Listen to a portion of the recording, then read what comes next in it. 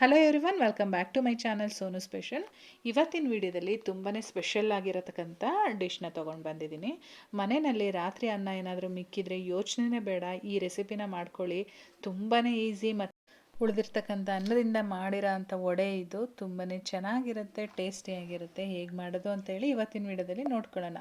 ವಿಡಿಯೋನ ಶುರು ಮಾಡೋದಕ್ಕಿಂತ ಮುಂಚೆ ಚಾನಲ್ನ ಇನ್ನೂ ಯಾರೆಲ್ಲ ಸಬ್ಸ್ಕ್ರೈಬ್ ಮಾಡ್ಕೊಂಡಿಲ್ಲ ದಯವಿಟ್ಟು ಸಬ್ಸ್ಕ್ರೈಬ್ ಮಾಡ್ಕೊಳ್ಳಿ, ಹಾಗೆ ಲೈಕ್ ಕೊಟ್ಟು ವಿಡಿಯೋನ ಶುರು ಮಾಡೋಣ ಬನ್ನಿ. ಮೊದಲನೇದಾಗಿ ಇಲ್ಲಿ ನಾನೊಂದು ಮಿಕ್ಸಿಂಗ್ ಬೌಲ್ಗೆ 1 ಕಪ್ಪಷ್ಟು ಉಳಿದಿರ್ತಕ್ಕಂಥ ಅನ್ನನ ಸೇರಿಸ್ಕೊಳ್ತಾ ಇದ್ದೀನಿ. ಅದರ ಜೊತೆಗೆ ಒಂದು ದೊಡ್ಡ ಗಾತ್ರದ ಈರುಳ್ಳಿನ ಚಿಕ್ಕ ಚಿಕ್ಕದಾಗಿ ಕಟ್ ಮಾಡಿ ಸೇರಿಸಿದ್ದೀನಿ. ಜೊತೆಗೆ ಸ್ವಲ್ಪ ಕೊತ್ತಂಬರಿ ಸೊಪ್ಪು, ಹಾಗೆ ಕರಿಬೇವಿನ ಸೊಪ್ಪು, ಜೊತೆಗೆ 2 ಹಸಿಮೆಣಸಿನ್ಕಾಯಿನ ಇದನ್ನು ಕೂಡ ಚಿಕ್ಕದಾಗಿ ಕಟ್ ಮಾಡಿ ಸೇರಿಸ್ಕೊಂಡಿದ್ದೀನಿ. ಬೈಂಡಿಂಗಿಗೆ ಚೆನ್ನಾಗಿರುತ್ತೆ ಅಂತ ಹೇಳ್ಬಿಟ್ಟು 2 ದೊಡ್ಡ ಸ್ಪೂನಲ್ಲಿ ಕಡಲೆ ಹಿಟ್ಟು ಹಾಗೆ ರುಚಿಗೆ ತಕ್ಕಷ್ಟು ಉಪ್ಪನ್ನು ಕೂಡ ಸೇರಿಸ್ಕೊಂಡು ಚೆನ್ನಾಗಿ ಒಂದ್ಸಲ ಮಿಕ್ಸ್ ಮಾಡ್ಕೊಳ್ತೀನಿ. ಕಡಲೆ ಹಿಟ್ಟು ಹಾಕೋದ್ರಿಂದ ಟೇಸ್ಟು ತುಂಬಾ ಚೆನ್ನಾಗಿ ಬರುತ್ತೆ. ಯಾವುದೇ ಕಾರಣಕ್ಕೂ ಸ್ಕಿಪ್ ಮಾಡೋಕ್ಕೆಲ್ಲ ಹೋಗಬೇಡಿ. ಇವಾಗ ನಾನು ಯಾವ ರೀತಿ ಅದನ್ನು ಮಿಕ್ಸ್ ಮಾಡ್ತಾ ಇದ್ದೀನಿ ಅದೇ ರೀತಿ ಮಾಡ್ಕೊಳ್ಬೇಕು. ಏಕೆ ಅಂದರೆ ಅದು ಒಂದು ಬೈಂಡಿಂಗ್ ಆಗಬೇಕು, ಅಂದರೆ ಒಂದು ಮುದ್ದೆ ಥರ ಕನ್ಸಿಸ್ಟೆನ್ಸಿ ಬರಬೇಕು. ಹಾಗಾಗಿ ಚೆನ್ನಾಗಿ ಅನ್ನ ಎಲ್ಲ ಸ್ಮ್ಯಾಶ್ ಆಗಬೇಕು. ನೋಡಿ, ಈ ರೀತಿಯಾಗಿ ನಾನು ರೆಡಿ ಮಾಡ್ಕೊಂಡಿದ್ದೀನಿ. ಚೆನ್ನಾಗಿ ಮ್ಯಾಶ್ ಮಾಡಿಕೊಂಡು ಈ ರೀತಿ ಉಂಡೆ ಕಟ್ಟಿದರೆ ಅದು ಉಂಡೆ ಮಾಡೋದಕ್ಕೆ ಬರಬೇಕು, ಒಡೆದೋಗ್ಬಾರ್ದು.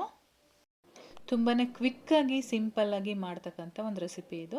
ಇವಾಗ ನನಗೆ ಯಾವ ಸೈಜಲ್ಲಿ ಬೇಕೋ ಆ ಸೈಜಲ್ಲಿ ಉಂಡೆಗಳನ್ನ ಮಾಡಿ ಒಂದು ಸೈಡಲ್ಲಿ ಎತ್ತಿಟ್ಕೊಂಡಿರ್ತೀನಿ. ಉಂಡೆಗಳನ್ನ ಮಾಡಿದ ನಂತರ ನಾನಿಲ್ಲಿ ಒಂದು ಬಾಳೆದೆಲೆ ತೊಗೊಂಡಿದ್ದೀನಿ. ಬಾಳೆದೆಲೆಗೆ ಸ್ವಲ್ಪ ಆಯಿಲ್ ಅಪ್ಲೈ ಮಾಡ್ತಾ ಇದ್ದೀನಿ. ಇವಾಗ ನಾನು ಏನು ಉಂಡೆಗಳನ್ನಾಗಿ ಮಾಡಿ ರೆಡಿಯಾಗಿ ಇಟ್ಕೊಂಡಿದ್ದೆ ಅಲ್ವ, ಅದು ಒಂದೊಂದೇ ಉಂಡೆ ತೊಗೊಂಡು ನಮಗೆ ಯಾವ ಸೈಜಲ್ಲಿ ಬೇಕೋ ಅಥವಾ ಎಷ್ಟು ಅಗಲವಾಗಿ ಬೇಕೋ ಅಷ್ಟು ಅಗಲವಾಗಿ ಈ ರೀತಿ ವಡೆ ಶೇಪಲ್ಲಿ ತಟ್ಕೊಳ್ಬೇಕು. ಬಾಳೆದೆಲೆ ಇಲ್ಲ ಅಂತ ಅಂದರೆ ಬಟರ್ ಪೇಪರು ಅಥವಾ ಆಯಿಲ್ ಕವರು ಈ ಥರದ್ದು ಯಾವುದಾದ್ರೂ ಉಪಯೋಗಿಸ್ಕೊಂಡು ತಟ್ಬೋದು. ಕಾಫಿ ಟೀ ಜೊತೆಗಂತೂ ಒಂದೊಳ್ಳೆ ಸ್ನ್ಯಾಕ್ಸ್ ಅಂತಲೇ ಹೇಳ್ಬೋದು. ತುಂಬಾ ಟೇಸ್ಟಿಯಾಗಿತ್ತು. ಖಂಡಿತವಾಗ್ಲೂ ನಿಮ್ಮ ಮನೆಗಳಲ್ಲೂ ಇಷ್ಟಪಡ್ತಾರೆ, ನೀವು ಕೂಡ ಒಮ್ಮೆ ಮಾಡಿ. ಇವಾಗ ಇದೇ ರೀತಿಯಾಗಿ ನಾನೊಂದು ಬ್ಯಾಚು ರೆಡಿ ಮಾಡಿ ಇಟ್ಕೊಂಡಿದ್ದೀನಿ. ಹಾಗೆ ಈ ಕಡೆ ಸ್ಟವ್ ಮೇಲೆ ಒಂದು ಕಡಾಯಿನಲ್ಲಿ ಎಣ್ಣೆ ಕೂಡ ಕಾಯೋದಕ್ಕೆ ಇಟ್ಟಿದ್ದೀನಿ. ತುಂಬ ಎಣ್ಣೆ ಅವಶ್ಯಕತೆ ಇಲ್ಲ, ನಾವು ಬೇಕು ಅಂದರೆ ಶಾಲೋ ಫ್ರೈ ಕೂಡ ಮಾಡ್ಕೊಳ್ಬೋದು ಅಥವಾ ಡೀಪ್ ಫ್ರೈ ಕೂಡ ಮಾಡ್ಕೊಳ್ಬೋದು. ಎಣ್ಣೆ ಕೂಡ ಇವಾಗ ಚೆನ್ನಾಗಿ ಕಾದಿದೆ. ನಾನು ಇವಾಗ ಏನು ವಡೆನ ರೆಡಿ ಮಾಡಿ ಇಟ್ಕೊಂಡಿದ್ದೆ ಅದೆಲ್ಲ ಎಷ್ಟು ಇಡ್ಸುತ್ತೋ ಅಷ್ಟು ಹಾಕ್ಕೊಂಡು ನಾವು ಫ್ರೈ ಮಾಡ್ಕೊಳ್ಬೇಕಾಗತ್ತೆ. 2 ಬದಿನಲ್ಲೂ ಕೂಡ ಮೀಡಿಯಮ್ ಫ್ಲೇಮಲ್ಲಿ ಇಟ್ಕೊಂಡು ಒಂದು ಕಡೆ ಸೈಡಲ್ಲಿ ಒಂದು 5 ನಿಮಿಷ ಬೇಯಿಸ್ಕೊಳ್ಬೇಕು. ಒಂದು 5 ನಿಮಿಷ ಆದಮೇಲೆ ಈ ರೀತಿ ಉಲ್ಟಾ ತಿರುಗಿಸ್ಕೊಂಡು ಆ ಕಡೆನೂ ಸಹ ಒಂದು 5 ನಿಮಿಷ ಬೇಯಿಸ್ಕೊಳ್ಬೇಕಾಗತ್ತೆ. ಇವಾಗ ನೋಡ್ತಾ ಇರ್ಬೋದು, ಕಲರ್ ಕೂಡ ಚೇಂಜ್ ಆಗಿದೆ, ಚೆನ್ನಾಗಿ ಬೆಂದಿದೆ. ಈ ಟೈಮಲ್ಲಿ ನಾವು ಹೊರಗಡೆ ತೆಗೆದು ಸರ್ವ್ ಮಾಡ್ಬೋದು. ಬಿಸಿ ಬಿಸಿ ಇದ್ದಂಗೆ ಸರ್ವ್ ಮಾಡಿ, ತುಂಬಾ ಚೆನ್ನಾಗಿರುತ್ತೆ. ಅದೆಷ್ಟು ಬೇಗ ಖಾಲಿ ಆಗುತ್ತೆ ಅಂತಲೇ ಹೇಳೋಕ್ಕಾಗಲ್ಲ, ಏಕೆಂದರೆ ರುಚಿಯಲ್ಲಂತೂ ಅದ್ಭುತವಾಗಿರುತ್ತೆ. ನಾನು ಅದೇ ರೀತಿಯಾಗಿ ಇನ್ನೊಂದು ಬ್ಯಾಚ್ ಕೂಡ ಎಣ್ಣೆಯಲ್ಲಿ ಹಾಕಿದ್ದೀನಿ. ಈಗ ಫಸ್ಟ್ ಬ್ಯಾಚ್ ಆಯ್ತಲ್ಲ, ಅದನ್ನು ಸರ್ವ್ ಮಾಡಿದ್ದೀನಿ.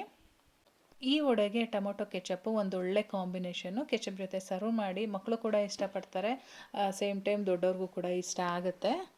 ಸೊ ನೋಡಿದ್ರಿ ಅಲ್ವಾ, ಉಳಿದಿರ್ತಕ್ಕಂಥ ಅನ್ನನ ವೇಸ್ಟ್ ಮಾಡ್ದಂಗೆ ಯಾವ ರೀತಿ ಒಂದು ಸ್ನ್ಯಾಕ್ಸ್ ಆಗಿ ಪ್ರಿಪೇರ್ ಮಾಡ್ಬೋದು ಅಂತೇಳಿ. ಒಳಗಡೆ ನೋಡಿ ಎಷ್ಟು ಸಾಫ್ಟ್ ಆಗಿದೆ, ಮೇಲ್ಗಡೆ ಗರಿಗರಿಯಾಗಿ ಇರುತ್ತೆ. ಸೊ ಇವತ್ತಿನ ವಿಡಿಯೋ ಇಷ್ಟ ಆಗಿದ್ರೆ ಆ್ಯಸ್ ಯೂಶುವಲ್ ವಿಡಿಯೋನ ಲೈಕ್ ಮಾಡಿ, ಶೇರ್ ಮಾಡಿ, ಹಾಗೆ ಸಬ್ಸ್ಕ್ರೈಬ್ ಮಾಡ್ಕೊಂಡಿಲ್ಲ ಅಂದರೆ ಈ ಕೂಡಲೇ ಸಬ್ಸ್ಕ್ರೈಬ್ ಮಾಡ್ಕೊಳ್ಳಿ. ಫೇಸ್ಬುಕ್ಕಲ್ಲಿ ನೋಡ್ತಾ ಇರೋರು ಫಾಲೋ ಮಾಡೋದಂತೂ ಮರಿಬೇಡಿ. ನಾನು ಮತ್ತೆ ಸಿಗ್ತೀನಿ ಮುಂದಿನ ವಿಡಿಯೋದಲ್ಲಿ. Thank you.